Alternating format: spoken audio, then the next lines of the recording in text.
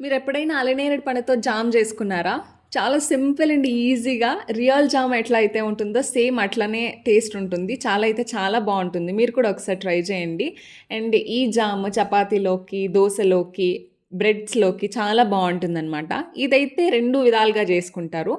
Jamun పల్ప్‌ని cut చేసుకొని, అది mixie పట్టుకొని నార్మల్‌గా వాటర్ తీసుకొని దాంట్లోకి బెల్లం వేసి కరగబెట్టుకొని చేసుకుంటారు. బట్ నేనిక్కడ చేసుకున్న ప్రాసెస్ ఏంటి అంటే, నేను కాయలనే ఉడకబెట్టుకొని, ఆ పల్ప్ సైడ్‌కి తీసుకొని, మిక్సీ పట్టుకొని, ఆ నీళ్ళు ఏదైతే ఉంటాయో, ఆ నీళ్ళల్లోకి ఒక కప్ ఆఫ్ బెల్లాన్ని తీసుకొని, అది కరిగిచ్చిన తర్వాత మనం ఏదైతే పక్కన పెట్టుకున్నాం గదా పల్పు, అది మిక్సీ పట్టుకున్నాను. మిక్సీ పట్టుకొని, ఆ పల్ప్‌ని కూడా దాంట్లోకి యాడ్ చేసేసి, అది కొంచెం థిక్ కన్సిస్టెన్సీ వచ్చిన తర్వాత ఒక హాఫ్ లెమన్ తీసుకొని ఆ లెమన్ వాటర్ యాడ్ చేసేసుకుంటే రెడీ అయిపోతుంది. చాలా ఈజీ అండ్ సింపుల్ గదా! మీరు కూడా ఒకసారి ట్రై చేసేయండి. చాలా అయితే చాలా బావుంటుందనమాట.